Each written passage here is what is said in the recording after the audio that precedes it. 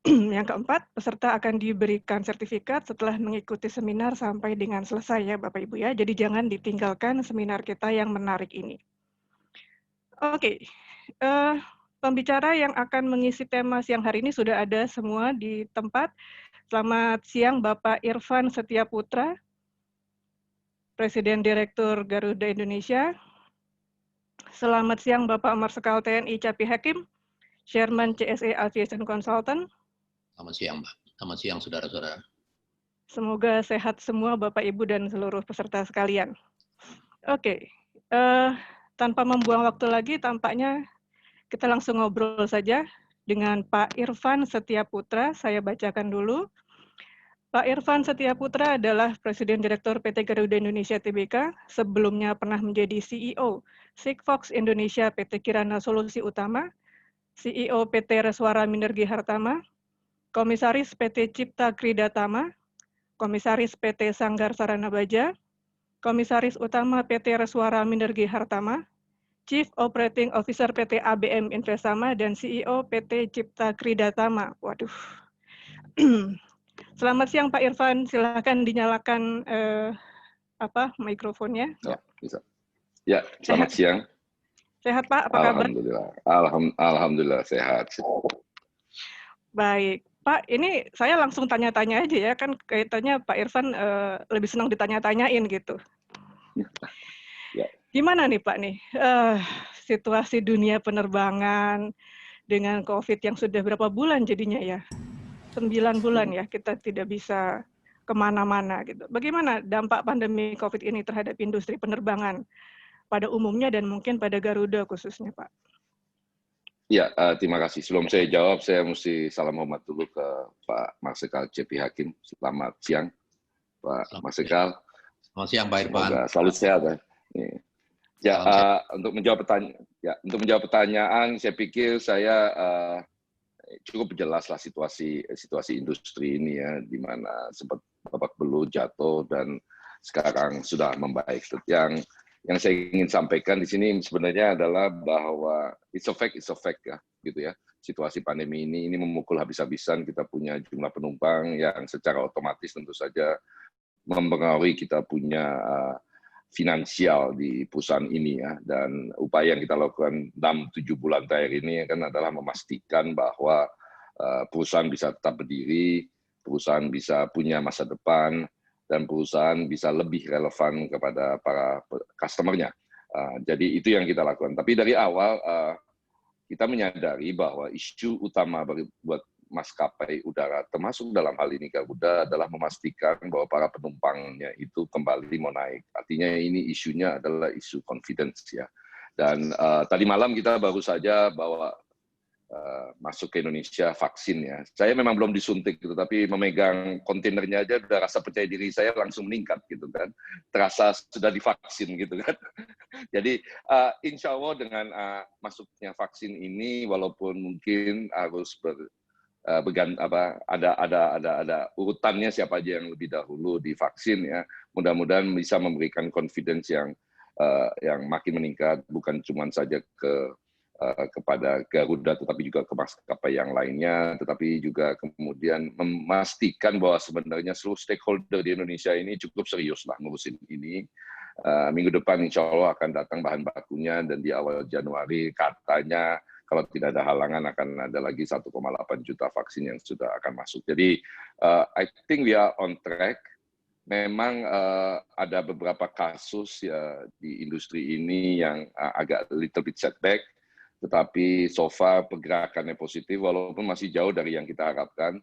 Tetapi kami di Garuda ini prinsipnya nggak mau memaksakan, karena industri ini hanya bisa tumbuh, hanya bisa recover, tumbuh apabila semua stakeholder merasa dalam posisi yang nyaman untuk berkontribusi di dalam industri ini. Demikian secara garis besar yang saya ingin sampaikan. Alhamdulillah hari ini Garuda cukup baik. Kita Pak Cepi ini, Garuda ini kayak startup nih Pak Cepi hari ini. Jadi harga sahamnya naik terus, padahal profitability-nya minusnya triliunan gitu kan.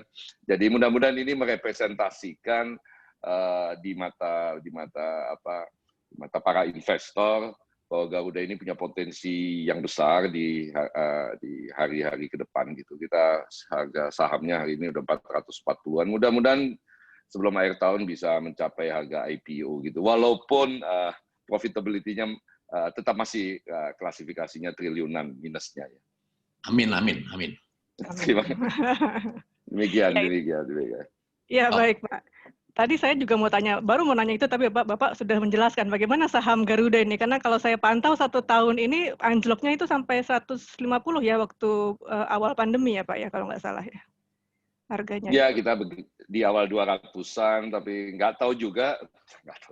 Intinya inilah ya, kami sebagai manajemen kan filosofinya sederhana, ya kan, memastikan bahwa perusahaan ini tetap berlangsung, memastikan stakeholder ini punya confidence, ya kan, memastikan bahwa naik pesawat Garuda itu aman, dan mungkin juga bisa disaksikan, walaupun banyak yang mentertawai saya di banyak forum, ini kan udah ada HEPA segala macam, kenapa sih Garuda masih berjarak?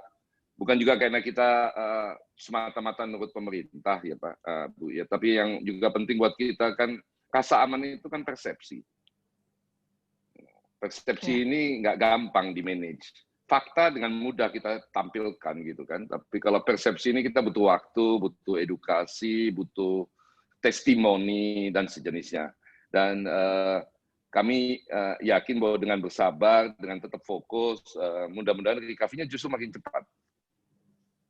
Iya Pak. Sebenarnya saya ingin menanyakan juga nih, detailnya gimana Pak? Tantangan selama berjuang melewati situasi pandemi ini. Seperti apa aja yang dihadapi Garuda itu, berdarah-darahnya, naik turunnya itu Pak? Bisa diceritain nggak Pak? Ya, mungkin juga diketahui oleh semua pihak, Garuda ini kan, industri ini kan profitability-nya tipis lah, bukan kayak seperti batu bara dulu misalnya waktu harganya tinggi, atau saya pemain IT atau jualan produk IT seperti iPhone ini kan marginnya sangat tipis, kompetisinya sangat tinggi, swingnya sangat jauh lah gitu. Artinya apa? Artinya dengan margin yang sangat tipis ini, ketika revenue Anda turun lebih dari 90%, kita nggak punya kemampuan secepat itu menurunkan cost kita di level 90%. Yang kedua adalah kami juga sangat punya keyakinan yang sama dengan semua pihak, bahwa dalam kondisi seperti ini semua orang terdampak. Saya kadang-kadang suka pengen juga berpikir sebagai profesional swasta, ya udah potong aja pegawai sebanyak-banyaknya gitu kan. Tapi ini kan menciptakan impact-impact yang lain juga, sementara banyak teman-teman kita ini kan punya jasa yang sangat besar terhadap keberlangsungan Garuda selama ini. So balancing between inilah yang mungkin menantang, dan saya terus terang alhamdulillah bahwa semua stakeholders ini di belakang kami, pemerintah, teman-teman karyawan juga dalam kondisi ini. Dan yang kedua yang juga financially itu bisa dihitung ya. Apalagi minusnya gedenya gede banget gitu kan. Kalau minusnya antara 10 miliar atau 15 miliar mungkin agak challenge, ini kan minusnya udah triliunan gitu. Jadi gampang dihitung. Yang agak susah adalah bagaimana memastikan spirit daripada seluruh employee di Garuda, para pilots, para awak kabin, semua ground staff itu tetap tinggi, tetap percaya diri, dan bagaimana protokol atau aturan main yang selama ini dipegang itu tetap dijalankan, bagaimana safety itu tetap kita nomor satukan.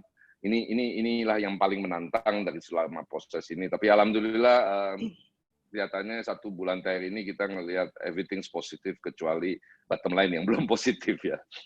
Itu sih. Memang saya lihat kemarin juga sudah di beberapa Instagram sudah mulai itu ya Pak ya, dengan Kementerian Pariwisata ya, Garuda bekerja sama untuk membuka lagi jalur wisata ke kemana teman saya kemarin itu, Lombok sekitarnya situ Pak. Dikasih lihat di pesawatnya bagaimana tempat duduknya di selang satu gitu ya Pak ya, kemudian semuanya menggunakan ini. Oke. Pak, untuk strateginya sendiri gimana Pak selama ini supaya menjaga kondisi perusahaan ya tetap stabil walaupun di sepanjang 2020 ini begitulah. Ya. Jadi ini juga saya mengikuti banyak sekali tulisan Pak Cepi juga lah ya, dan kembali lagi saya bukan orang ahli airlines ya. Kalau lihat dari perjalanan karir saya, tapi saya selalu bilang sama semua orang, umur 2 bulan umur 2 bulan saya udah terbang, jadi saya sangat memahami persepsi penumpang gitu kan dalam kondisi apapun.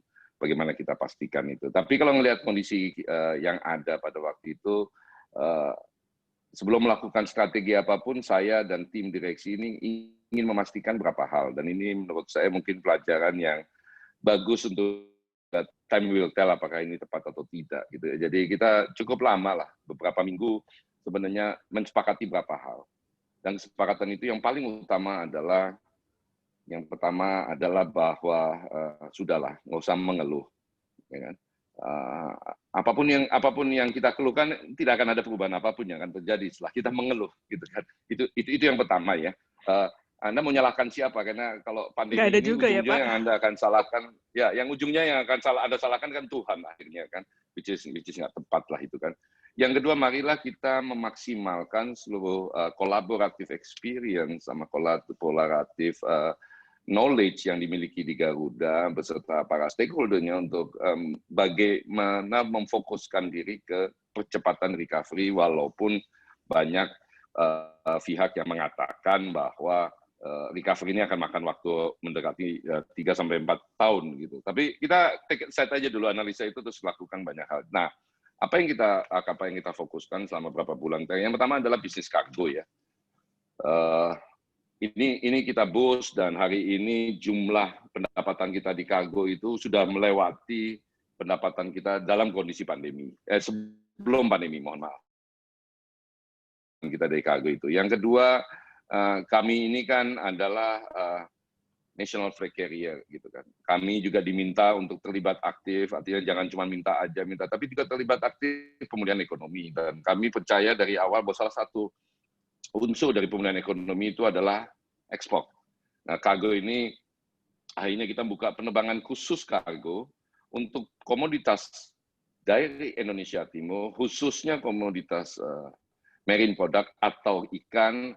Dan kita buka penerbangan kargo menggunakan Airbus, wide body, dari Manado ke Narita, dari Makassar ke Singapura, dan dari Denpasar ke Hong Kong. Masing-masing seminggu sekali. Jadi kita sampaikan sama teman-teman di Indonesia Timur, kalau Anda mau kirim ke Narita, lewatlah Manado. Kalau mau ke Singapura, lewatlah Makassar. Kalau ke Denpasar, lewatlah Hong Kong.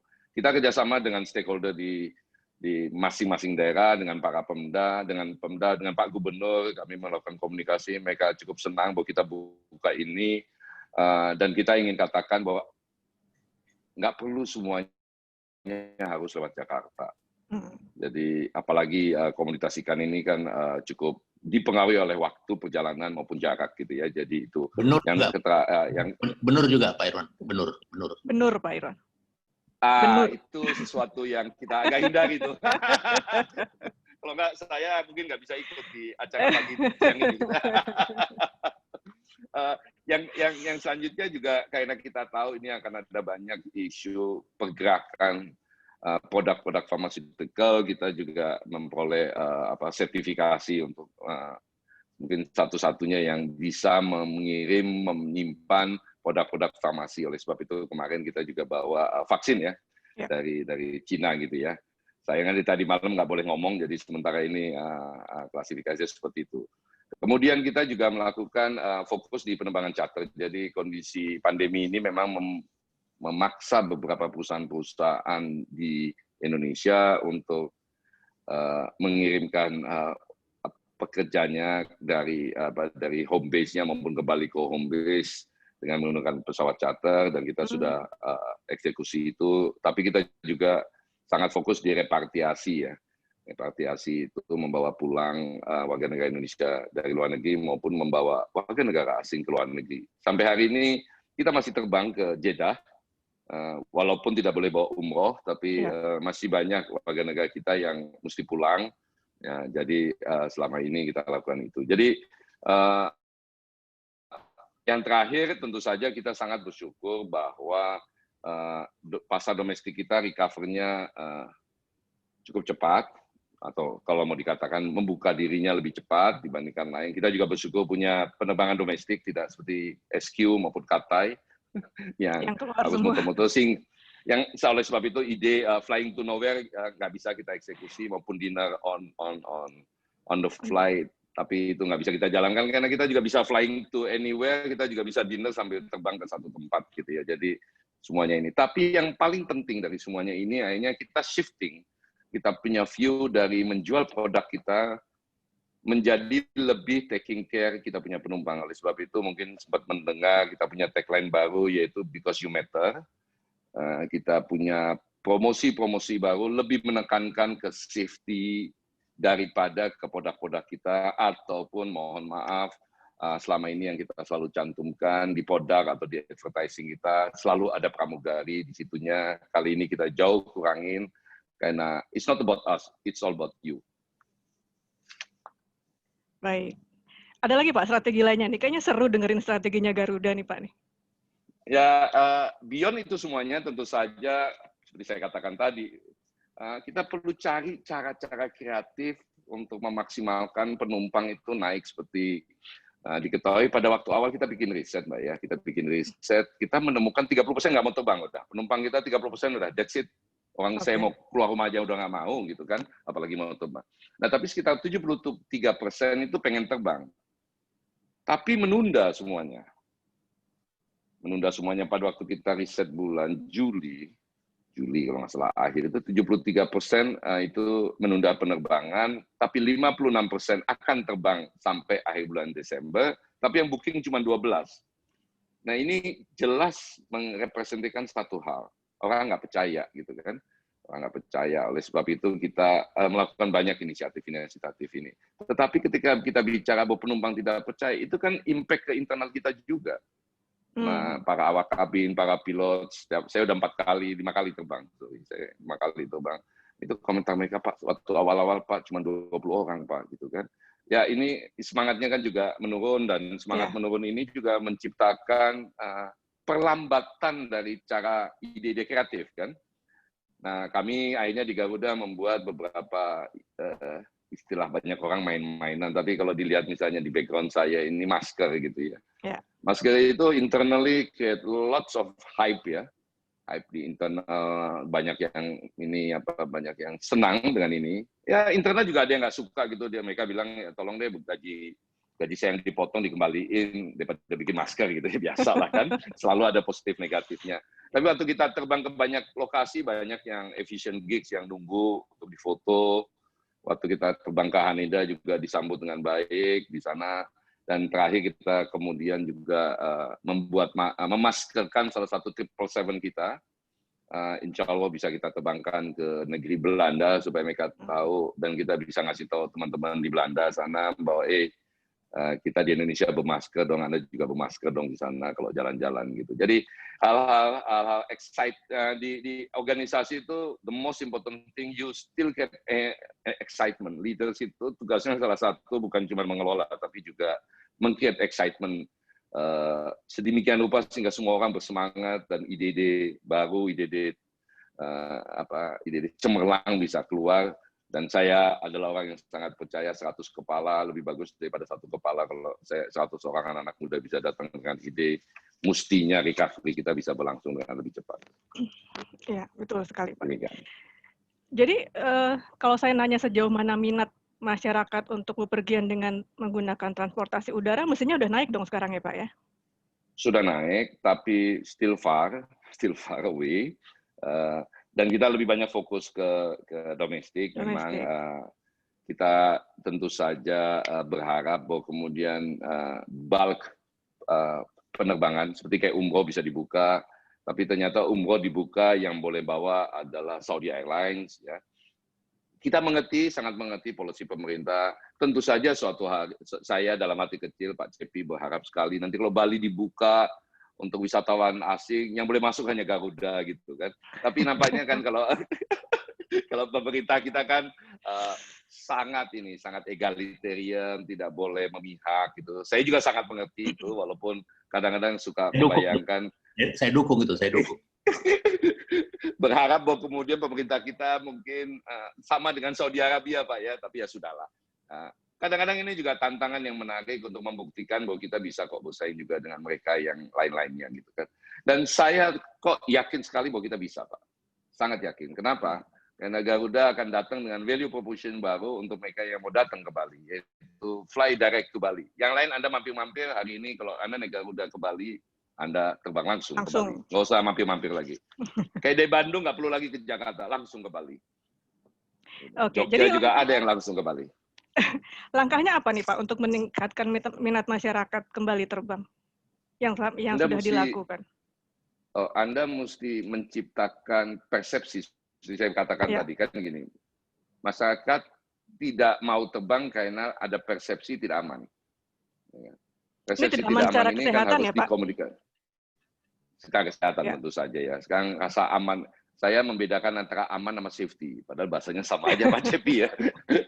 Aman itu dari sisi kesehatan, safety itu dari safety airlines dan yang lain-lain yang selama ini kita kenal ya. Aman balik lagi, ini soal persepsi. Jadi akhirnya kita mesti sering komunikasikan, sering bicara, minta teman-teman terbang, minta teman-teman yang terbang kasih testimoni, ya kan. Oleh sebab itu berjarak di dalam pesawat itu akan kita mungkin jangan ketawain Pak Cepi ya, karena saya melihatnya ini persepsi Pak ya. Jadi walaupun nanti pemerintah akan naikkan barnya boleh 85-100%, selama kami di Garuda belum yakin bahwa persepsi aman itu hilang dengan adanya duduk bersebelahan, kita akan tetap duduk dengan berjarak gitu kan. Nah kemudian berapa 2 minggu yang lalu kita keluarkan personal health kit. Ini nothing special lah ya, dimana dikasih masker dan hand sanitizer. Tapi teman-teman di Garuda ini kan cerdas gitu, dibikin bungkusnya itu menarik dan 4 warna sesuai dengan seragam pramugari Garuda. Pada kepengen itu menjadi souvenir gitu kan. Mungkin ingat masa-masa lalu kali dengan pramugari Garuda Pak Cepi ya. Jadi nanti ada yang warna orange, toska, biru, sama ungu gitu loh. Saya juga lagi ngumpulin nih supaya jadi story one day nanti kalau ini semua udah lewat. Bahwa kita pernah melakukan itu ya Pak ya, untuk membangkitkan kembali minat. Ya, betul. Isinya sama aja sih, masker sama hand sanitizer, tapi bungkusnya yang menarik. Iya, baik. Jangan lupa Bapak Ibu kalau yang mau bertanya silakan loh di chat room. Tapi saya masih punya pertanyaan dulu nih, karena saya saking penasarannya sama Garuda Indonesia. Katanya, ini saya dapat informasi Garuda baru dinobatkan sebagai salah satu maskapai dunia teraman terkait penerapan protokol kesehatan. Nah, apa saja yang sudah dilakukan dalam memastikan keselamatan dan kenyamanan penumpang di masa pandemi selain dari souvenirnya yang tadi jadinya dikoleksi maskernya. Souvenir ini yang terakhir, tapi ya tentu saja HEPA kita implementasi, sanitizing kita implementasi, proses protokol masuk di dalam pesawat maupun keluar pesawat. Cuman mungkin kami ini mendapatkan skor yang cukup tinggi, masuk dalam 20 besar ini karena konsistensi kita. Sebenarnya yang kita lakukan sederhana, berjarak, ya kan, menggunakan masker. Tapi mungkin saya juga nggak tahu ya, mereka yang membuat penilaian ini juga mungkin ngeliatin serius nggak bermasker. Di beberapa cases, di beberapa penerbangan itu ada sedikit keributan-keributan kecil lah gitu kan ya, di mana awak kabin kita mengingatkan yang melepas masker gitu kan. Dan kalau sekali 2 kali diingatkan masih nggak mau, nadanya agak tinggi gitu kan. Alhamdulillah ternyata dapat support dari penumpang yang lain, karena bermasker ini kan bukan persoalan diri sendiri, tapi persoalan yang lain. Yang kedua, berjarak, masuk ke dalam pesawat berjarak, giliran kami juga sampaikan, kita tinggal kok Pak, don't worry gitu kan. Sama juga pada waktu keluar, kita minta untuk pelan-pelan satu-satu demi satu. Tentu saja masih banyak ruang untuk kita melakukan perbaikan-perbaikan. Seperti contohnya kalau mendarat di Terminal 3, terutama menjelang malam hari atau last flight itu sering naik bis gitu ya. Kita sekarang lagi terus-menerus upayakan, pokoknya berangkat pakai gabarata, pulang pakai gabarata, karena apa? Dalam bis ini agak susah diatur distancing, ya kan? Yang kita lakukan juga hal kecil kayak menggunakan sarung tangan. Saya berulang kali cerita gitu. Tadinya sarung tangan awak kabin kita mau kita rubah menjadi sarung tangan yang pakai karet, bentuknya pas di tangan, bagus gitu segala macam. Tapi kami dapat feedback yang mengatakan jangan, karena kalau sarung tangan itu dipersepsikan sudah sering dipakai.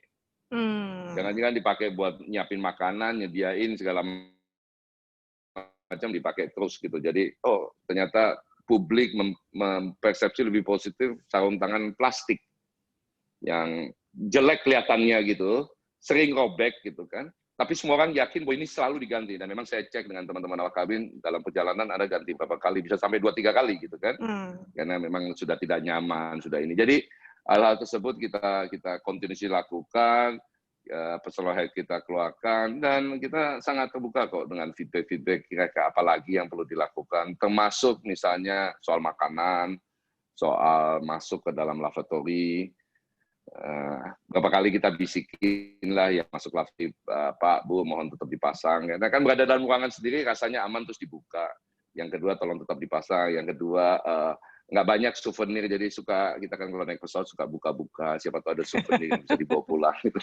Saya juga masih sering gitu kadang-kadang, oh iya nih pesawat sendiri kok buka-buka, ambil aja di luar sendiri gitu kan. Nah ini banyak touch point di dalam lavatory itu yang disentuh banyak orang, Iya, betul.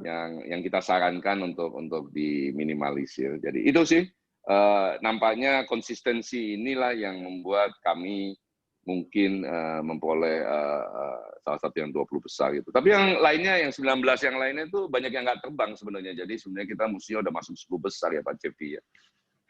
Kita udah gitu, Pak. hari ini kita udah 200 lebih penerbangan per hari gitu ya. Jadi konsistensi ini memang berat, tapi ya kita jagain terus lah. Iya, betul. Berat untuk semuanya nih kayaknya ya Pak ya, bukan hanya untuk dunia penerbangan saja. Oke, baik. Kayaknya karena waktunya udah mulai geser, boleh ya saya sudahi dengan Pak Irfan dulu, nanti untuk pertanyaan silakan dituliskan di chat, nanti akan saya bacakan di sesi diskusi. Sekarang mungkin kita beralih ke Pak Cepi Hakim. Siapalah yang tidak kenal beliau gitu ya. Pembicara kedua kita ini adalah Air Chief Marshal Retired Cepi Hakim, Chairman CSA Aviation Consultant, dan merupakan founder Indonesia Center for Air Power Studies.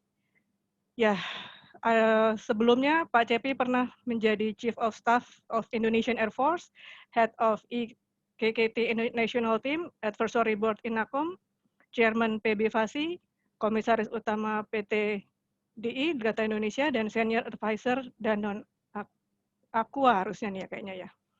Baik, Pak Cepi, sudah presentasinya sudah siap? Baik. Ya, baik. Okay. Terima kasih. Ya, terima kasih Mbak Amanda.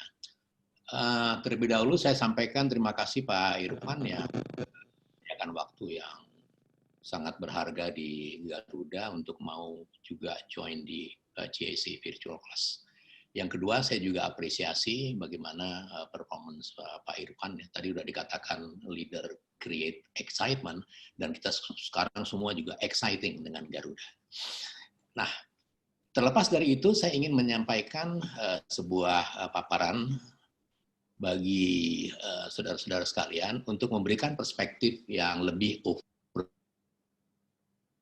sifatnya, sehingga nanti kita bisa melihat apa yang diceritakan oleh Pak Irfan yang mengerjakan di lapangan dan membandingkannya dengan apa sebenarnya yang terjadi di global view lah.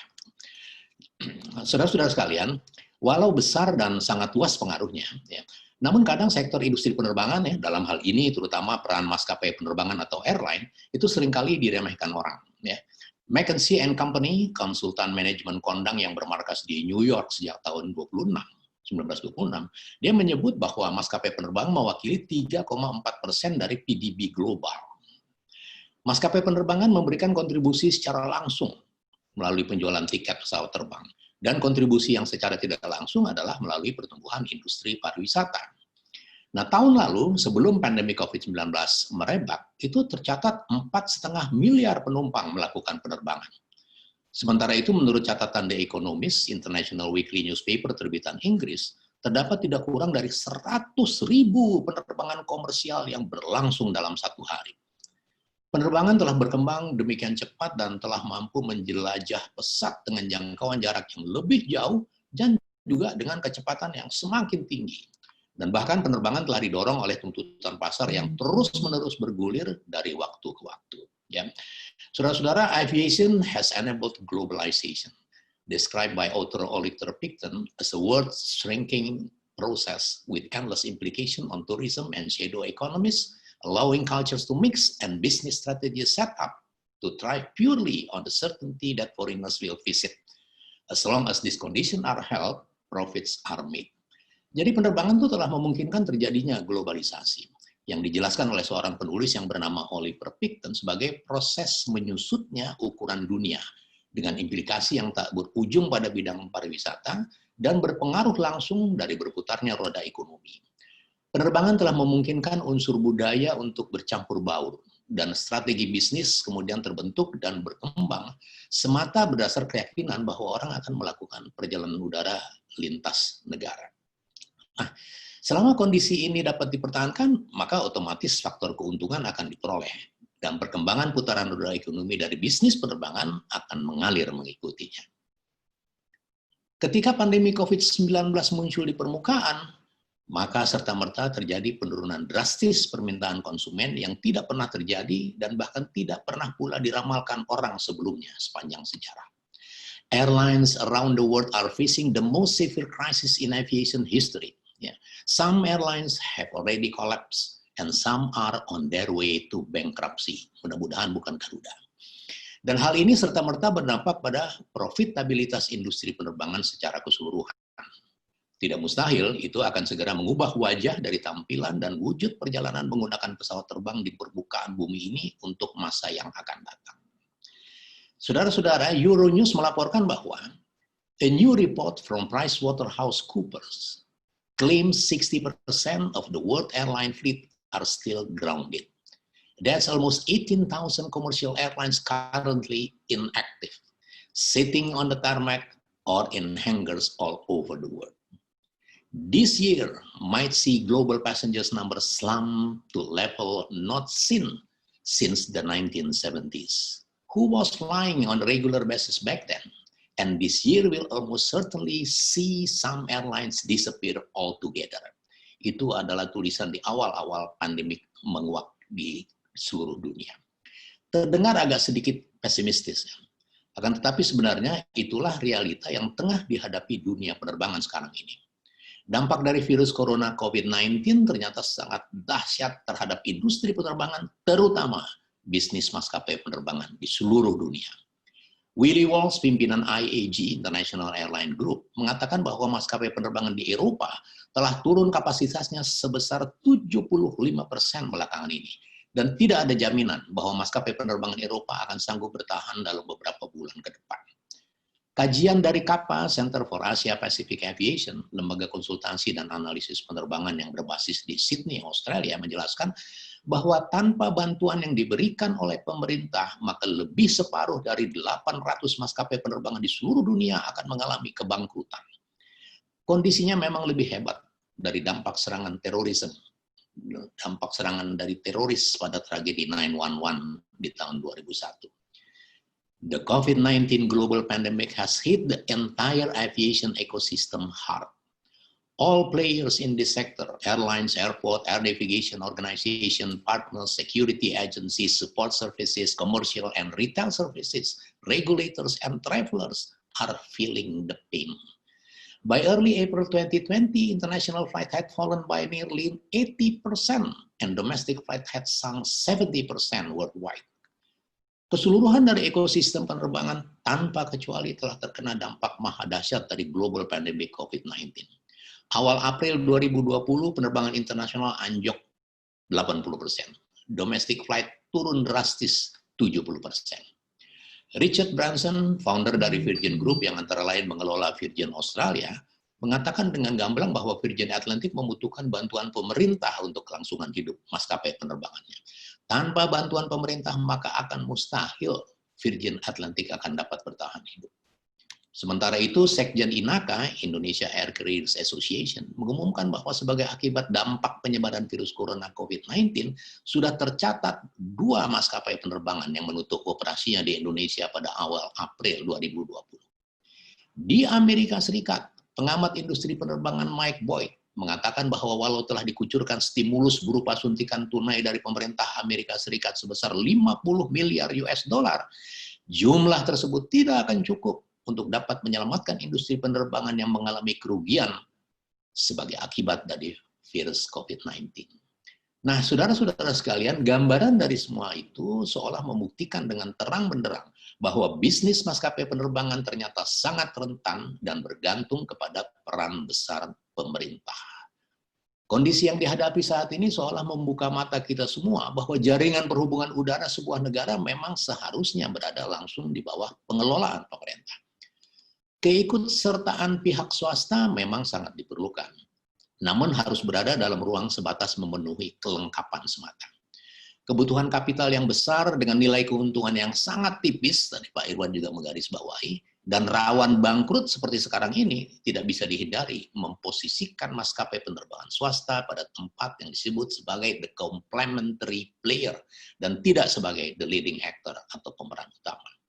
Situasi dan kondisi yang tengah kita hadapi sekarang dengan dampak COVID-19 telah menyadarkan kita semua tentang hal ini dengan sangat loud and clear.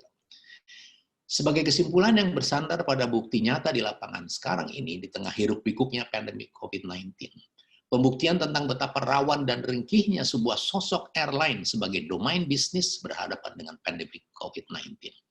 Seperti apa sebenarnya wajah dari industri penerbangan pasca COVID-19? Tentu banyak orang yang bertanya demikian. McKinsey & Company menjelaskan bahwa the airline industry is among the most affected by the COVID-19 crisis. The global air passengers volume in August 2020 was still down around 64% compared with the same period in 2019. Yet the impact of the crisis has differed by type of travel. Domestic travel, for example, was down 51% per year, 51% year over year in August, while international travel was down 81%. Telah banyak ramalan bermunculan yang menyebutkan bahwa di tengah pandemi COVID-19 yang sedang merambah ke seluruh permukaan bumi, telah meletakkan dunia pada posisi sulit dengan kedudukan yang dapat disebut sebagai the circle of uncertainty. Dunia tengah berada dalam lingkaran yang tidak menentu, yang apabila pun masa sulit ini dapat dilewati, maka wajah dunia akan berubah untuk selamanya. Demikian pula lah yang akan terjadi dalam dunia penerbangan. Demikian pula dengan apa akan dialami oleh industri penerbangan. Demikian pula lah dengan nasib yang akan menimpa maskapai penerbangan. Sekedar sebagai contoh sederhana saja, selain menurun drastisnya minat orang bepergian menggunakan pesawat terbang di tengah pandemi, dengan keterbatasan sebagai akibat protokol kesehatan COVID-19 yang membatasi penumpang hanya 70% dari kapasitas, maka sebagai bisnis, moda transportasi udara menjadi sangat sulit untuk memperoleh keuntungan. Dengan biaya penerbangan per jam dari jenis pesawat terbang Boeing 737 yang kira-kira berada dalam rata-rata kisaran 4.000 US dollar, dengan pembatasan 70% kapasitas penumpang, dapat dikatakan hampir tidak mungkin maskapai penerbangan akan memperoleh keuntungan. Harus diingat juga, maskapai penerbangan harus menanggung gaji kru, biaya bandara, biaya sewa pesawat, biaya perawatan pesawat terbang, bahan bakar, insurans, dan lain sebagainya. Era maskapai penerbangan sebagai sebuah domain bisnis yang menarik mungkin akan segera berakhir. CAPA, Center for Aviation, menyebut bahwa dengan COVID-19 telah membuat airline profit outlook worst ever. Sementara itu, IATA, International Air Transport Association, mengatakan bahwa aviation needs incentive balance with control measure. Beberapa analis bahkan mengatakan bahwa aviation world will experience setback more than 30 years.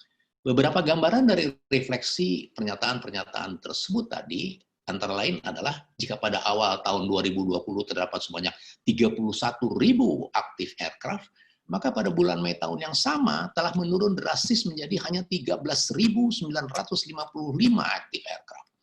Sebuah penurunan yang mencapai lebih dari angka 50%. Sampai dengan bulan Oktober 2020 tercatat 43 airline yang sudah bangkrut. Antara lain Thai Airways, Avianca, Air Mauritius, Virgin Australia, Flybe, CityJet, Atlas Global, dan Italy. Dan saudara-saudara, di Eropa sendiri sudah 193 dari 740 airport yang beroperasi telah bangkrut dan close down. Belum lagi sudah puluhan ribu tenaga kerja yang telah dalam proses pemutusan hubungan yang terjadi di seantero jagat dialami mereka yang bergiat, terutama yang terkait di bidang penerbangan. Sekali lagi, maka untuk sementara dapat disimpulkan bahwa airline sebagai bisnis akan segera menuju kehancuran, kecuali berhasil memperoleh subsidi.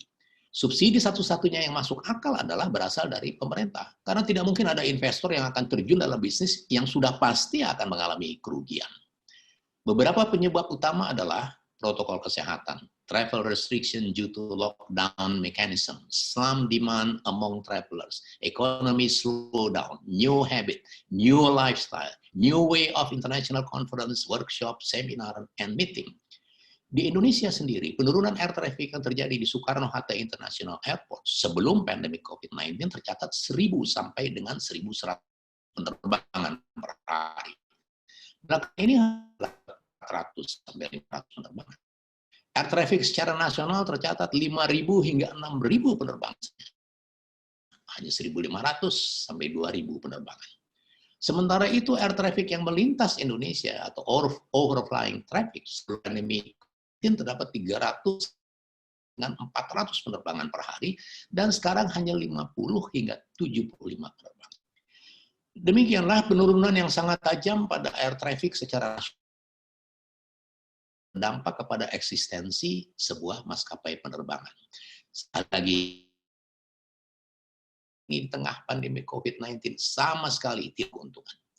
Belum lagi melihat kepada beban masing-masing maskapai penerbangan yang sebelum COVID-19 melanda pun sudah menghadapi masalah-masalah keuangan yang amat rumit. Di akhir tahun 2019, maskapai penerbangan di Indonesia tengah menemukan bentuknya yang baru, yaitu terjadi penciutan yang signifikan dari jumlah maskapai penerbangan yang beroperasi sebagai hasil dari perjalanan era perang adu murah harga tiket. Medan perang adu murah harga tiket yang telah melahirkan regulasi aneh, yaitu penentuan batas atas dan batas bawah tiket. Jumlah maskapai penerbangan berguguran sebagai korban.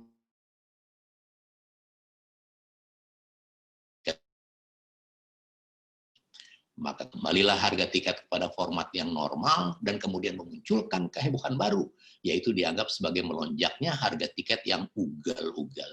Tidak banyak yang menyadari bahwa sebenarnya harga tiket murah yang dinikmati belakangan ini adalah semata harga semu yang diberlakukan dalam upaya persaingan yang tidak sehat dan menghasilkan, selain banyaknya terjadi kecelakaan pesawat terbang, juga menyebabkan bangkrutnya banyak maskapai penerbangan di Indonesia.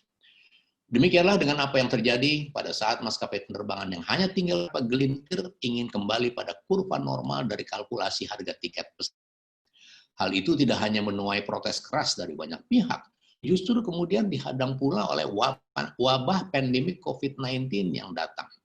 Akhir-akhir ini, saudara-saudara sekalian, menjadi pertanyaan besar karena di tengah dunia yang sedang dirundung pandemi COVID-19, ternyata maskapai penerbangan di Indonesia justru mampu menjual tiket dengan harga murah lagi di tengah pemberlakuan protokol kesehatan dengan pembatasan penumpang yang hanya diperbolehkan 70% dari kapasitas.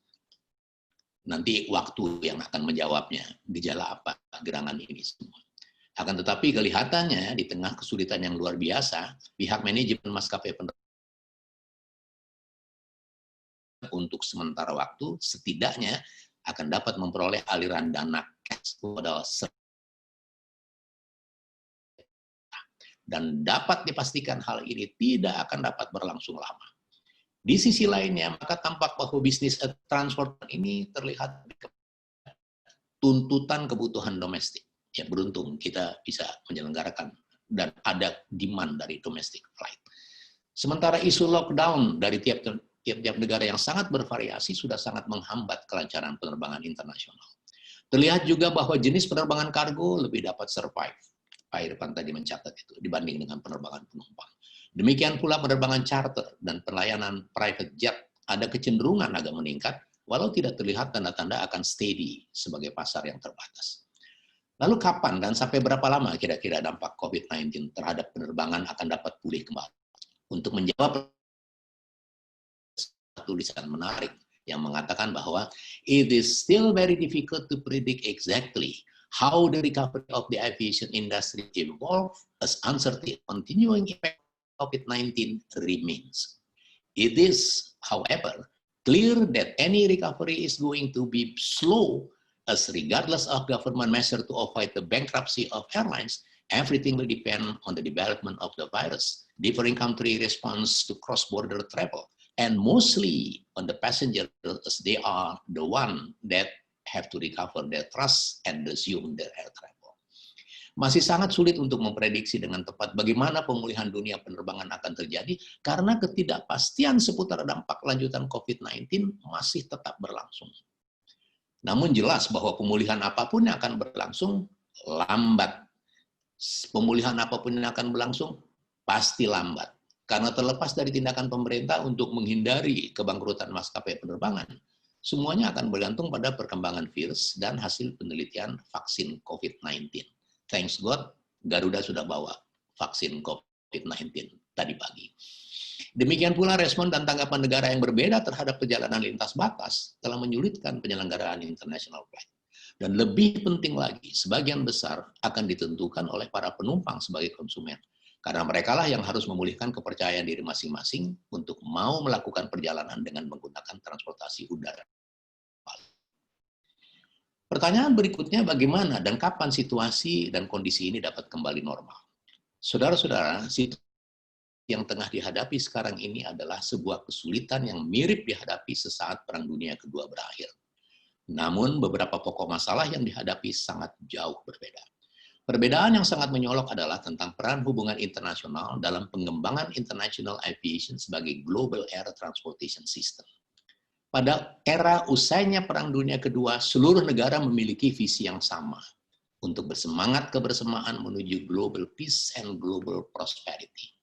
Sebuah visi yang sangat menguntungkan dunia penerbangan global dalam arti yang luas. Semangat kebersamaan membangun dunia yang damai dan sejahtera pada dasarnya sangat menguntungkan bagi sebuah ide untuk membangun dan mengembangkan global air transportation system. Jejaring penerbangan internasional, hubungan udara antar bangsa menjadi sangat mudah untuk dimulai dan diselenggarakan pada platform visi internasional yang sama dan sebangun.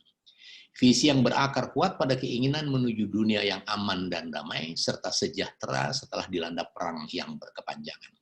Itu sebabnya, saudara-saudara, ICAO, International Civil Aviation Organization, dapat lahir 1 tahun lebih dulu dari United Nations Organization atau Perserikatan Bangsa-Bangsa. Sementara itu, sekarang ini setiap negara tengah sibuk dengan permasalahan besar yang dihadapi masing-masing dengan spesifikasi yang sangat berbeda satu dengan lainnya pada proses penanggulangan mengatasi pandemik COVID-19. Tidak hanya itu, karena pertimbangan-pertimbangan tertentu, maka pemberlakuan lockdown di masing-masing negara sama sekali tidak dapat dikompromikan, walaupun di dalam panggung antar bangsa. Sebuah mekanisme yang menyulitkan pada tataran manajemen hubungan udara internasional. Sebuah mekanisme yang menyulitkan pada pengelolaan manajemen penerbangan, khususnya dalam jejaring penerbangan international atau International Flight Network.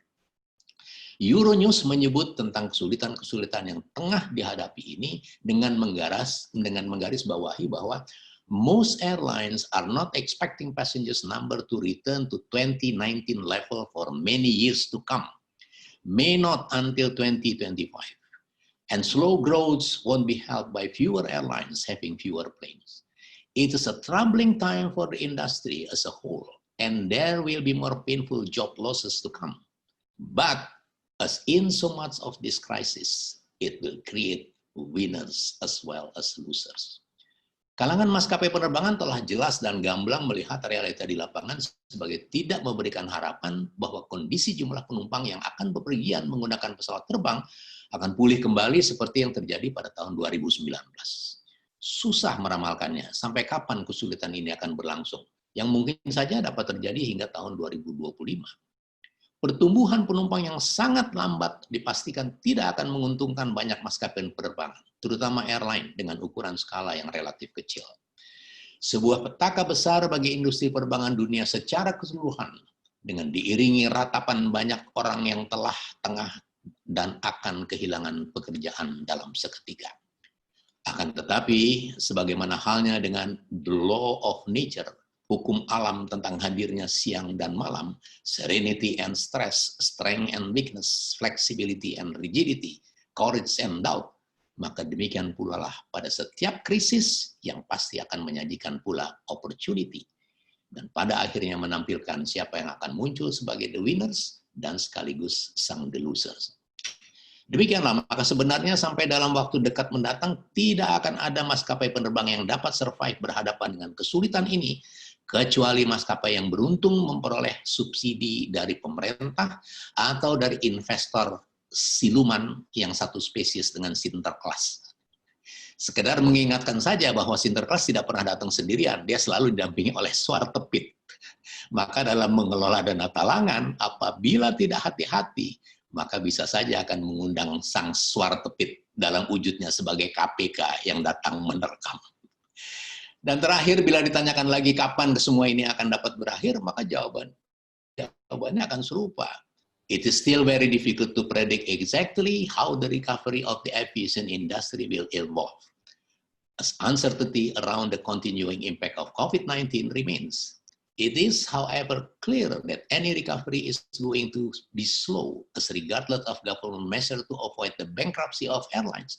Everything will depend on the development of the virus, different country respond to cross-border travel, and mostly on the passenger itself, as they are the one that have to recover their trust and resume their air travels.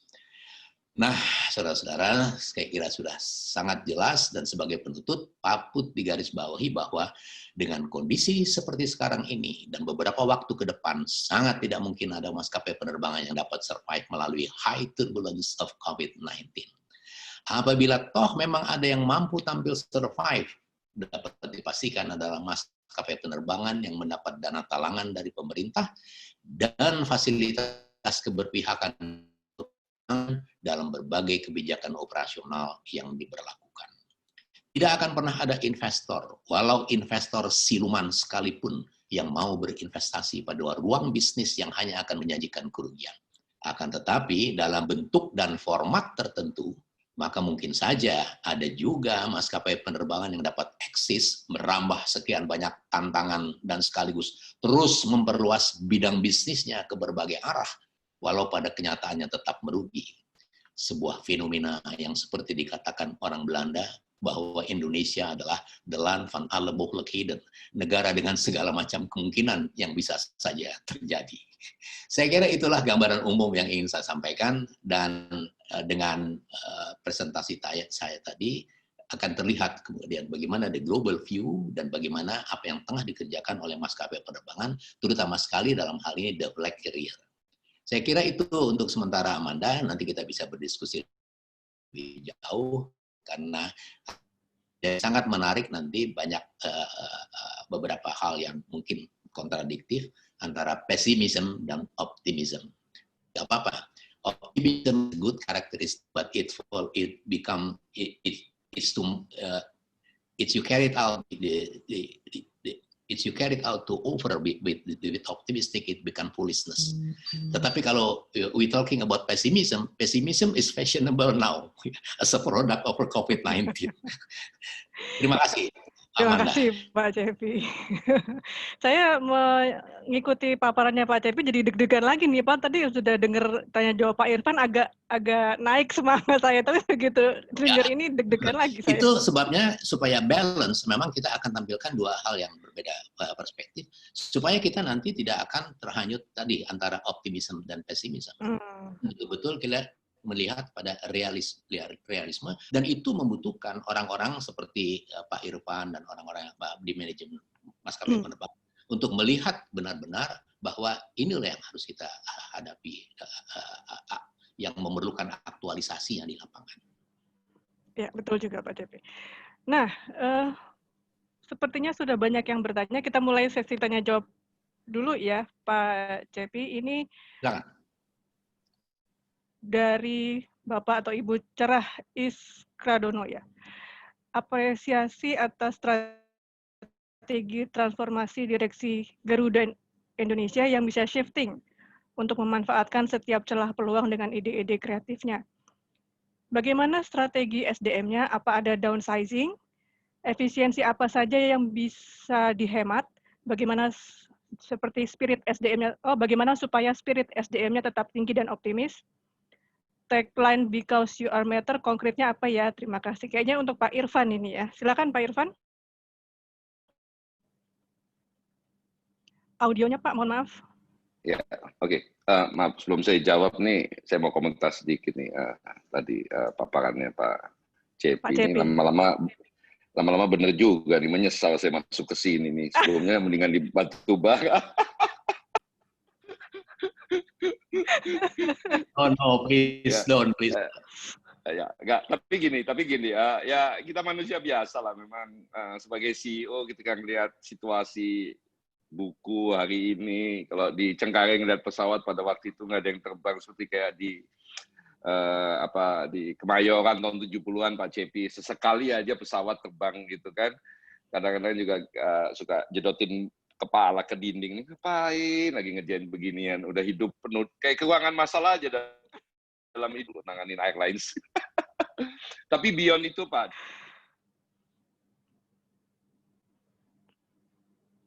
banyak di Indonesia nih orang-orang yang punya kesempatan menangani gini Pak ya. Jadi it's a worth effort lah yang akan kita mau coba, yang sudah kita lakukan dan yang akan kita coba lakukan. Just for intermezzo aja, di bulan April itu kita direksi duduk dalam satu gimana kita lalui ini. 2-3 minggu yang lalu kita kumpul terus kita saling lihat, gila ya kita masih bertahan sampai sekarang gitu loh. So very interesting industri hari ini memang untuk diselesaikan isu-isu yang dihadapi. Tapi balik ke pertanyaan soal SDM. Jadi SDM ini persoalan supply demand ya. Jadi just very straightforward aja gitu loh. Jadi memang ketika demand-nya rendah, tentu saja kita harus melakukan adjustment, dan ini bukan cara yang gampang, tapi harus dilakukan as a CEO. Kita nggak bisa juga becoming a very nice leader gitu, karena saya selalu mengatakan kalau mau jadi leader ya, kalau mau jadi orang baik, orang yang disenangi semua orang, jangan jadi CEO airlines, jadilah penjual es krim, semua orang pasti happy gitu kan. Jadi kita memang harus melakukan tindakan-tindakan yang memang berat, dan hari ini ada 2 hal yang kita lakukan, dan lumayan ada sekitar pengurangan di level 20%-an dari total kita punya direct headcount untuk Garuda ya. Saya nggak bicara anak perusahaan dan lain-lainnya. Dan ini ada 2 hal yang kita lakukan. Yang pertama adalah penyelesaian kontrak lebih awal kepada pegawai yang berstatus kontrak. Tentu saja kita selesaikan semua kewajiban-kewajiban kita. Alhamdulillah semuanya bisa menerima dengan baik. Memang ada here and there, tapi kita selesaikan ini juga supaya fair, karena sebelumnya kita sempat rumahkan. Kalau dirumahkan itu kan statusnya gantung terus. Dan kita juga sampaikan sama mereka bahwa bukan tidak mungkin kalau situasinya membaik kita akan bisa bekerja sama lagi. Dan penyesuaian supply demand ini kan juga dilakukan beyond so many things ya. Jadi revenue atau jumlah penumpang dinaikkan atau kargo kita naikkan itu satu hal kan. Tapi tentu saja ada hal yang paling kritikal yang kita mesti tangani, yaitu soal cost ya. Jadi Garuda ini mungkin nggak banyak yang tahu atau lupa, di bulan April kita udah declare bahwa seluruh karyawan akan kita potong gajinya atau kita tunda lah. Sebenarnya tadinya rencananya mau dipotong, tapi akhirnya kita pakai statement ditunda, walaupun penundaannya kalau ditanya kapan dikembalikannya, klasifikasinya insya Allah, ya kan. Tapi kita potong ini, dan potongannya proporsional dari atas. Jadi saya jadi direksi Garuda akhir bulan Januari, cuma menikmati gaji penuh cuma 2 bulan, jadi bulan April kita potong 50% direksi komisaris sampai ke bawah 10%. Which to my surprise Pak Cepi juga, mungkin Pak Cepi tahu persis, itu nggak ada BUMN lain yang melakukan hal yang sama gitu. Jadi nampaknya semua BUMN oke-oke aja kecuali Garuda gitu ya. But it's okay. Saya nggak mau ributin itu.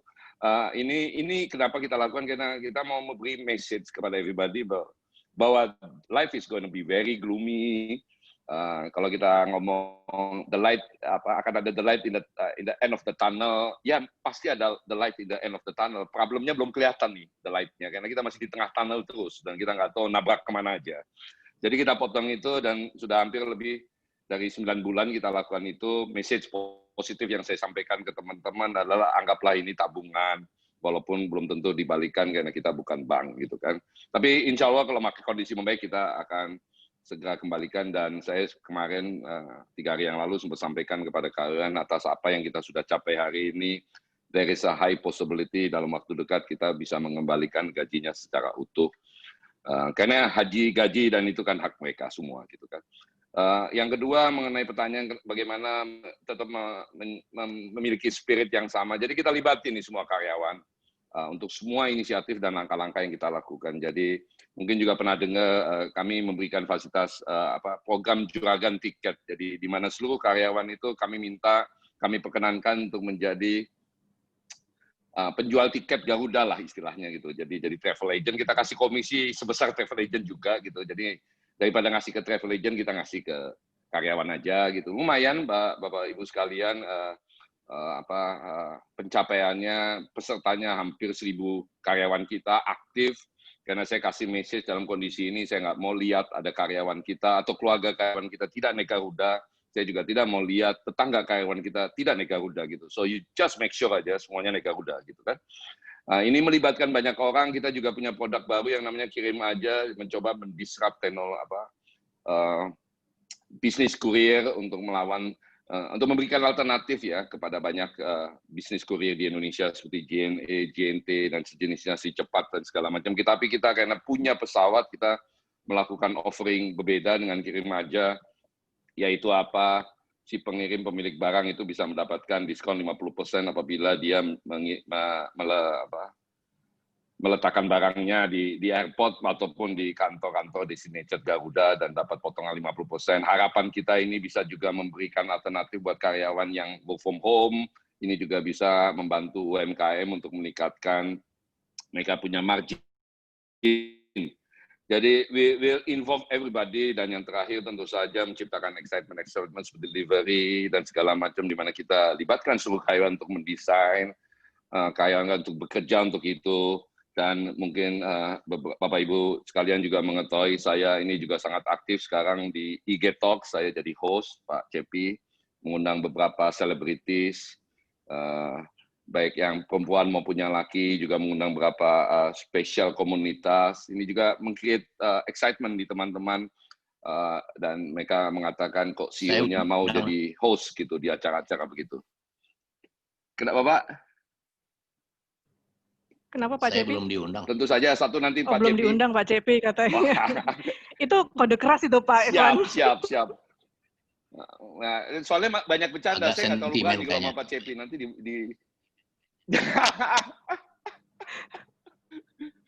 Soalnya kalau Pak Cepi nanti banyak teman-teman yang marah kok nggak cantik yang kali ini gitu. Siapa? Nah, konkret soal tagline Because You Matter, jadi kita memang sangat fokus ke pelanggan. Kita lakukan beberapa hal-hal kecil ya, Bapak Ibu sekalian, soal tadi yang saya sampaikan soal Gabarata, soal kita tingkatkan jumlah bagi di Terminal 3, dan tentu saja juga hal-hal seperti inisiatif-inisiatif baru soal personal health kit dan sejenisnya, dan juga involvement lebih mendalam mengenai inisiatif-inisiatif ke individu-individu yang terbang bersama Garuda. Jadi itu Pak, dan untuk menjawab pertanyaannya, it's still far away. SDM is a fact of life.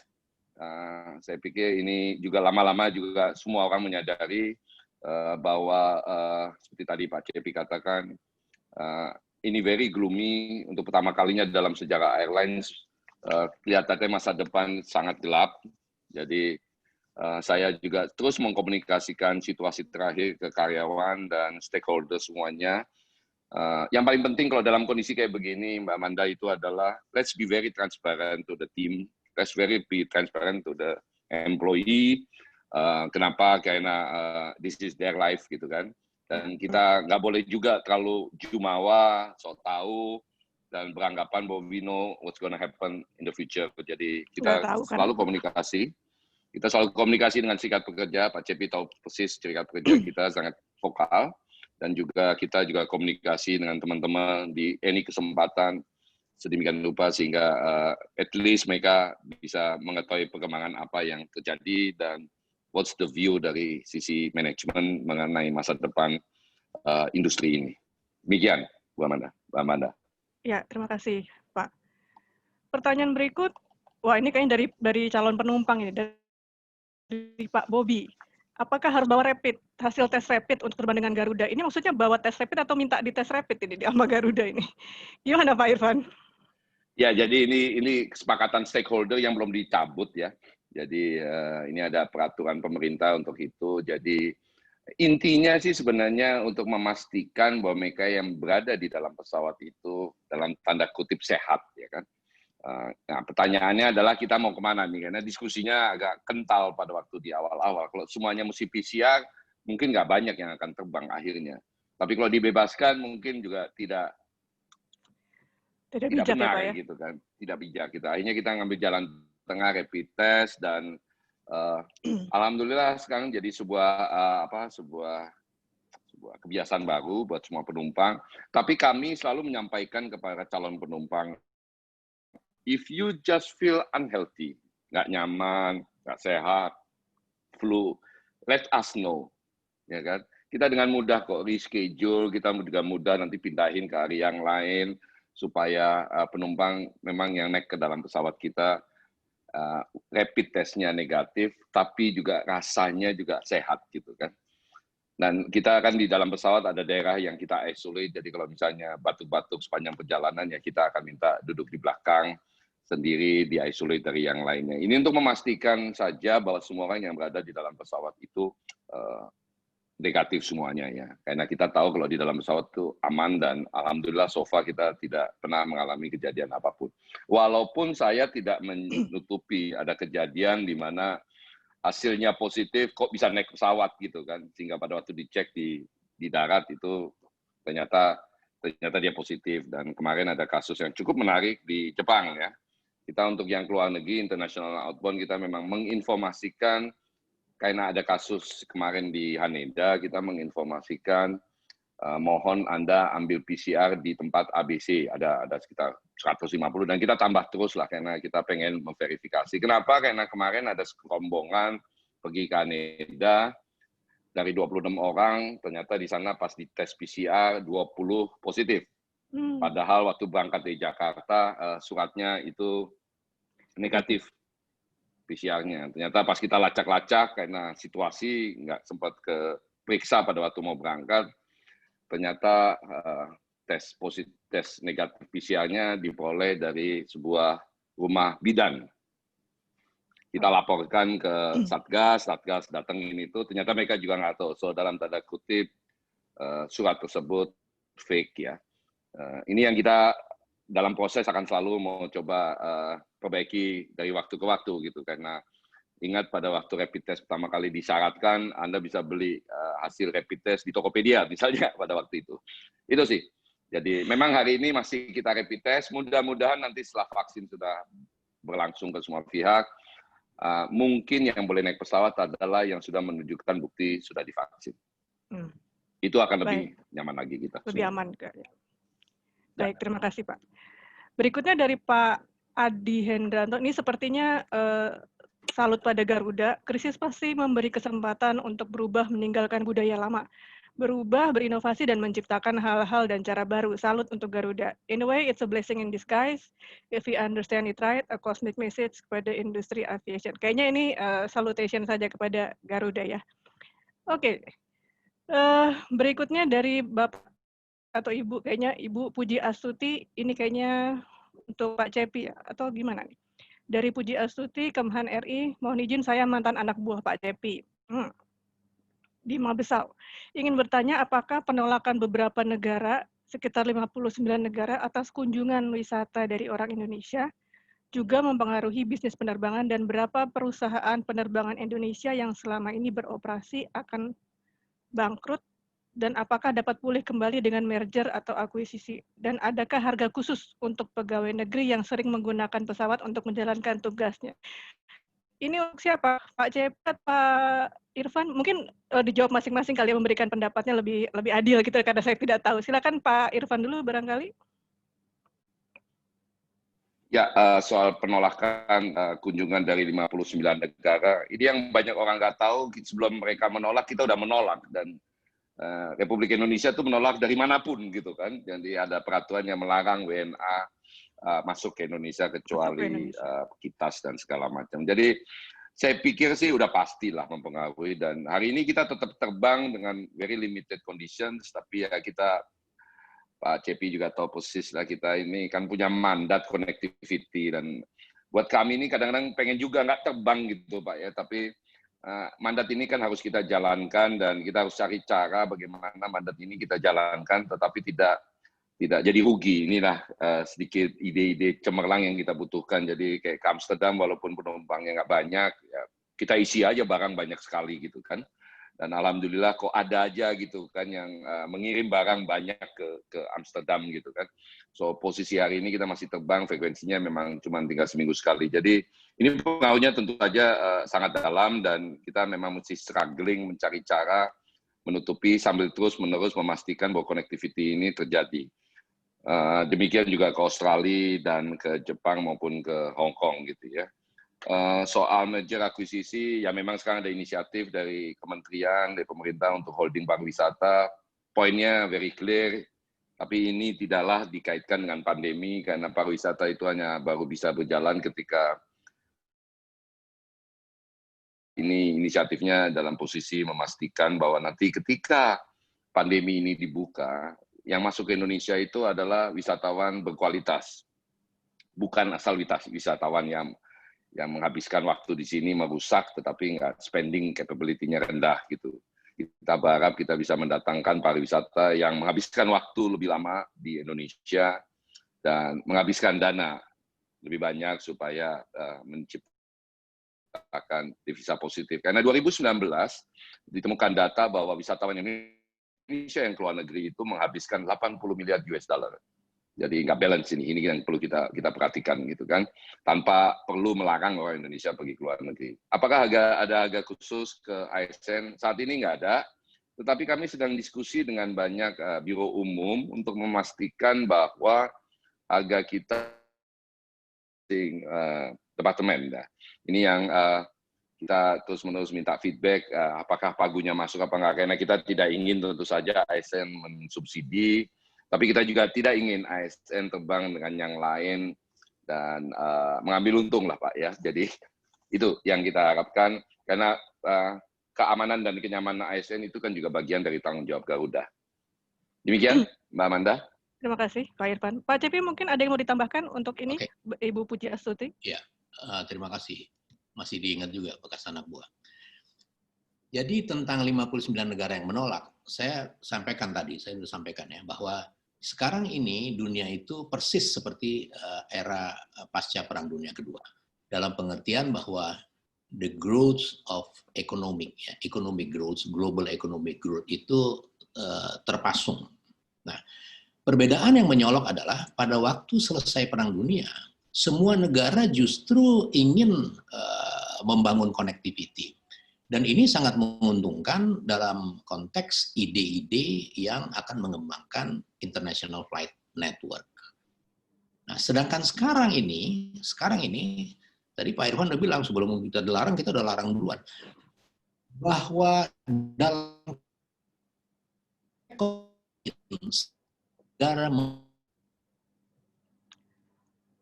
masing-masing sesuai dengan situasi kondisi yang dihadapinya di dalam negeri. Tidak Pak hanya tadi terputus-putus suaranya, bisa diulang nggak Pak yang terakhir?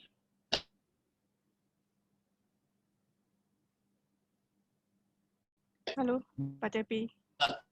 Tentang international flight. Ada dua ya, international flight, ada domestic flight. International flight mau tidak mau kita berhadapan dengan kesulitan yang besar. Karena COVID-19 adalah international issue, tetapi dia berdasar pada platform problema permasalahan yang dihadapi masing-masing negara yang tidak sama. Itu sebabnya ada lockdown mechanism yang tidak bisa dikompromikan. Jadi biar bagaimana juga itu akan sulit. Tetapi domestik itu jelas kita mempunyai banyak keuntungan. Sebenarnya bukan keuntungan, tetapi kebutuhan ya. Demand dari perhubungan udara di negara ini adalah conditio sine qua non. Itu tidak bisa ditawar-tawar. Itu sebabnya juga saya menggarisbawahi dalam paparan tadi saya sampaikan bahwa hubungan udara domestik selain dia mempunyai satu value dalam konteks solusi COVID-19 ini, tetapi juga dia mempunyai fungsi yang lain, bahwa eksistensi negara ini banyak bergantung pada perhubungan udara. Negara kita begitu luas, berbentuk kepulauan, dan sebagian besar berpegunungan. No other option kecuali domestic flight network. Jadi ini yang membedakannya. Kemudian satu lagi yang sangat penting di sini adalah dengan margin keuntungan yang sangat kecil, ya, dalam keadaan sebelum COVID-19 dia keuntungannya sudah kecil, sudah sangat sedikit sekali. Dengan COVID-19 ini tidak ada satupun maskapai penerbangan di permukaan bumi ini yang tidak teriak-teriak minta subsidi kepada pemerintah. Tidak ada. Itu sebabnya maka the flag carrier ini harus menjadi permasalahan kita. Bukan untuk perusahaannya, ini untuk eksistensi our nation. Ini adalah untuk kelangsungan hidup negeri ini. Jadi kalau tadi dikatakan untuk ASN harus, sebetulnya itu diatur bagaimana orang bepergian, para pegawai negeri yang bepergian dalam konteks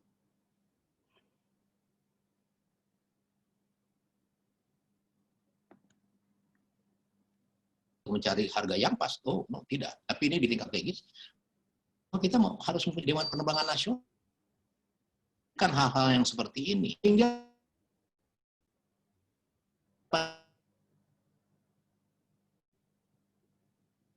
itu bisa diatasi cuma satu, bahwa the government organize it.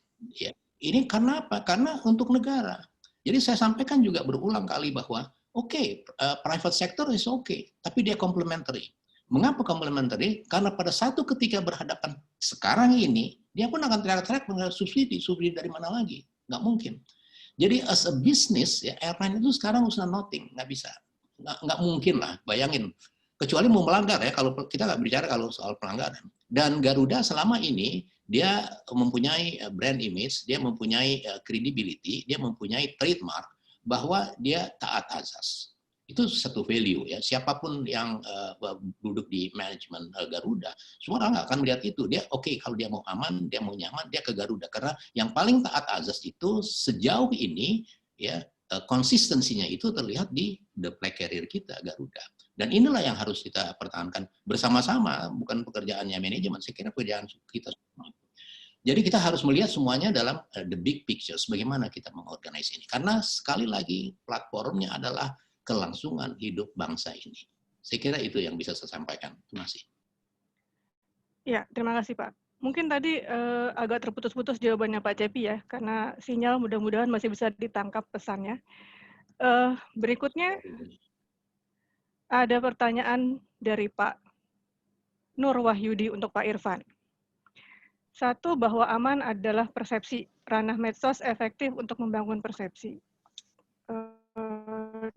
Dua, kunci kinerja di samping trust adalah demand. Bagaimana Garuda aktif membangun demand, sebagaimana kerjasama dengan sektor pariwisata, juga dengan bisnis. Begitu Pak Irfan. Iya, demand ya, demand. Seperti kita nggak mau mengejar demand sesuatu yang nggak kelihatan. Jadi seperti saya sampaikan tadi adalah bahwa 73% dari penumpang kita selama ini tetap ingin terbang dan 30% sementara memutuskan belum mau terbang. Jadi untuk klasifikasi yang 73% ini kita upayakan mereka terbang lebih cepat. Yang 30% mulailah tumbuh keberanian dan keinginan terbang. Unfortunately adalah 30% ini banyak pejabat pemerintah yang punya anak buah banyak gitu, ribuan kalau mau dikatakan. Jadi masih ada beberapa menteri yang belum mau terbang, ya, akibatnya dirjennya tidak terbang, direkturnya tidak terbang, demikian juga di bawahnya. Ini butuh terus-menerus lobby-lobby, bujuk-bujukan dan segala macam gitu kan. Problem yang saya ingin juga mau katakan di antara 73% ini adalah mereka yang ada dua klasifikasi. Yang pertama adalah yang harus terbang. Yang kedua adalah yang mau terbang. Yang harus terbang ini kan adalah orang-orang yang memang harus terbang karena tugas, dinas, dan kondisi-kondisi sosial atau keluarga yang memaksa dia harus terbang. Jadi ini kelihatan kok di terminal-terminal mereka agak canggung, menjaga jarak, pakai facelift, sepanjang jalan tidak mau menyentuh makanan di atas pesawat. Malah nggak mau ke toilet, tahan diri lah gitu kan. Tapi pengalaman saya dengan beberapa teman-teman saya nggak bisa mengeneralisir ini, ketika mereka lewati penerbangan pertama tuh ternyata mereka jadi akhirnya berani gitu. Inilah yang saya katakan konsistensi kita memastikan bahwa di dalam the whole journey itu Garuda ingin memastikan bahwa prosesnya aman gitu, protokol kesehatan dijaga.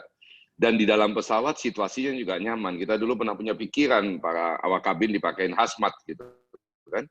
Cuman saya bilang, kalau semua mereka pakai hazmat, nanti penumpang akan merasa saya di pesawat, apalagi di ruang bedah, gitu kan.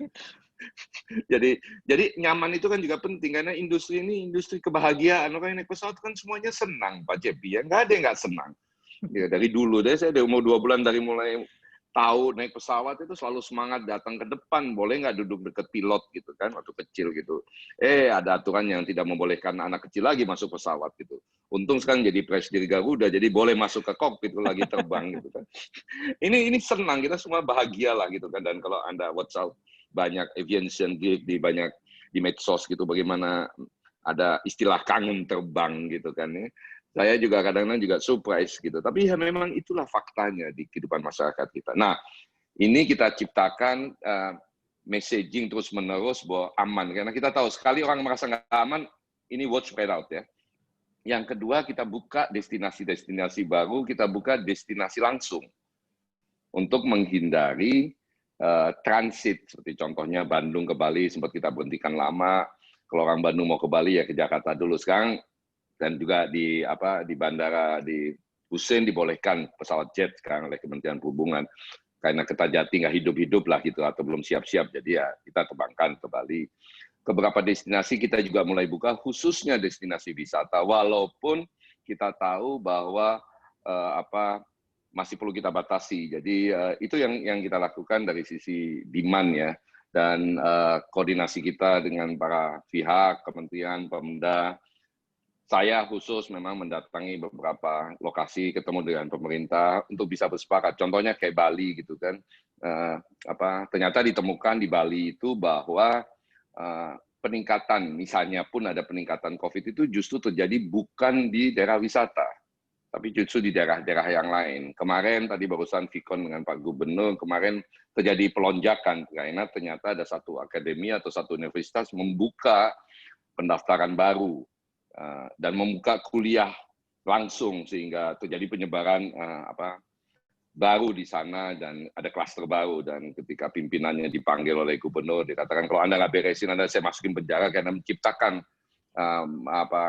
suasana tidak kesehatan masyarakat. Saya penjara Anda gitu ya. Baru kemudian itu di stop gitu kan. Gubernur Bali. Jadi kita juga mesti terbuka juga menyampaikan situasi di masing-masing daerah. Sedemikian rupa sehingga kita bisa mengkritik. Alhamdulillah, saya ingin sampaikan hari ini buat Garuda sendiri ya. Kalau the group itu udah sampai lebih dari 45.000 per hari, Pak Cepi. Garuda udah di angka 15 ribuan. Kita memang pelan-pelan naik. Pada waktu awal-awal itu sehari boleh dikatakan cuma berapa ratus penumpang yang terbang, sekarang udah di average 15 ribuan. Tentu kita berharap bahwa nanti di akhir Desember pas liburan bisa lebih meningkat, tapi kami ingin pastikan bahwa protokol kesehatan makin ketat kita jalankan. Demikian. Baik, terima kasih Pak Irfan. Ini saya sudah dapat kode karena waktunya sudah mepet, jadi sepertinya acara harus segera kita akhiri, walaupun banyak pertanyaan yang masih belum terjawab, mohon maaf untuk para penanya. Saya mengucapkan terima kasih kepada Pak Irfan, Direktur Garuda Indonesia, kepada Pak Cepi. Tapi kayaknya sebelum ini kita harus foto bersama dulu, yang walaupun sekarang virtual, jadi foto bersamanya adalah bareng-bareng di di layar komputer. Silakan dinyalakan videonya, Bapak Ibu. Kita akan melakukan foto bersama.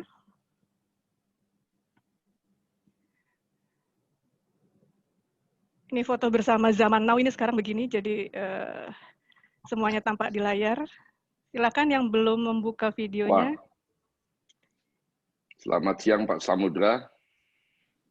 Pak Irfan, selamat siang Pak Irfan. Terima kasih hadirnya. Semoga masyarakat bisa mendengar semua Pak. Hebat Pak Irfan. Ayo dong, terbang dong sama Garuda. Siap. Teman-teman sekalian. Awas lo kalau nggak naik Garuda. Awas lo, gawat lo itu. Ya sih, nggak ada naik lain kecuali Garuda. Nggak ada yang lain. Oke, baik. Untuk layar pertama, siap-siap. Senyum semanis mungkin, walaupun nggak berasa fotonya. Saya foto 1, 2, 3. Sebentar. Sekarang untuk layar kedua, kita foto lagi. 1, 2, 3. Sebentar. Oke, layar kedua nggak terlalu banyak yang buka, nggak apa-apa. Yang jelas kita sudah memberi kesempatan. Baiklah, tampaknya waktu jua yang memisahkan kita. Makasih Amanda. Saya mengucapkan terima kasih. Belum Pak, bentar dulu Pak. Saya mengucapkan terima kasih sekali lagi kepada Bapak Irfan Setiaputra dan Bapak Marsikal TNI C.P. Hakim yang telah menjadi pembicara pada hari ini. Terima kasih juga kepada para peserta acara Virtual Room CSE Academy Series Batch 4 pada siang hari ini. Untuk sertifikat pesannya akan dikirimkan melalui email masing-masing. Dan jika ada yang ingin ditanyakan bisa menghubungi nomor kontak CSE Aviation 0822 5899 9794. Sampai berjumpa di acara Virtual Room CSE Academy Series selanjutnya. Terima kasih, mohon maaf atas segala kekurangannya. Assalamualaikum warahmatullahi wabarakatuh. Waalaikumsalam. Terima kasih Bapak, Pak Samudra, Pak Irfan, Pak Cepi. Pak Irfan, Pak Cepi, Bu Amanda, terima kasih. Terima kasih. Selamat sore. Thank you Pak Cepi. Yuk. Wah, top. Terus Pak. Nggak kelihatan tadi gimana? Hah? Pakai itu kan, pakai ini loh, pakai ini nih, tuh. Ah, itu. Mana tuh Pak Irfan? Sepertinya Pak Irfan sudah langsung pergi karena ada acara. Jadi kita bikin dengan Pak Irfan sponsornya Hokben. Gitu ya, harus Pak. Hokben sama CSE Sam, dicatat Sam nanti dengan Hokben. Siap. Pak Irfan, terima kasih. Makasih Bu Amanda ya, udah mau membantu kita. Terima kasih Pak Samudra. Ini bujukannya Pak Cepi nih, jadi saya. Negara Amanda nih banyak yang ngikut. Biasanya nggak ada yang ngikut nih, kosong aja kita ngomong. Tadinya saya mau bilang pas Pak Irfan bilang kangen terbang, saya berhenti jadinya ini. Belum ada jalan-jalan lagi. Kirim ke Pak Irfan, nanti dia mungkin jadi sponsor. Betul. Baik. Saya pun 9 bulan nggak pernah terbang nih. Daripada risiko, namanya di rumah. Baik, Bapak, saya pamit dulu ya Pak ya, Pak Cepi, Bapak Ibu semuanya. Terima kasih sekali lagi, Mbak Anda. Sama-sama Pak. Terima kasih, pamit Pak Samudra, sehat selalu. Terima kasih dengan cerah sini. Cerah masih ingat saya Pak Cerah. Oh, ingat banget dong Pak Samudra. Terakhir waktu itu sama pendidikan ya waktu ya. Iya. Kan terakhir ketemu waktu Pak Samudra masih direktur utama di Pelita itu. Oh iya. Aman, masih aktif Garuda ya? Ini saya sama Pak Timi Pulungan. Oh, sama. Ada di Kargo ya, Kargo. Logistik, di Kargo ya, tim logistik Pak. Ya, alhamdulillah ya. Pokoknya part timer ada kerjaan Pak. Seperti Pak Samudra, pokoknya aktif terus gitu Pak. Apa saja yang bisa dikerjakan. Ya, aman. Nanti kapan-kapan kita kalau udah aman kita kopi darat lah. Sama Pak ya, terima kasih. Pak Timi sehat ya, Pak Timi Pulungan sehat ya. Sehat, memang beliau kan agak gemuk Pak sekali ya, sehingga agak ada saraf kejepit sedikit kalau jalan agak ini sedikit, tapi aktif terus ya. Ya, terakhir ketemu di rumah sakit sama saya, tapi dia nggak apa-apa katanya. Oh gitu. Oh di rumah sakit Yankeska atau di rumah sakit ya? Di rumah sakit di Mayapada. Oh ya Mayapada. Oh ya, beliau mau operasi waktu itu nggak jadi Pak. Udah sembuh katanya. Ya. Alhamdulillah. Ya.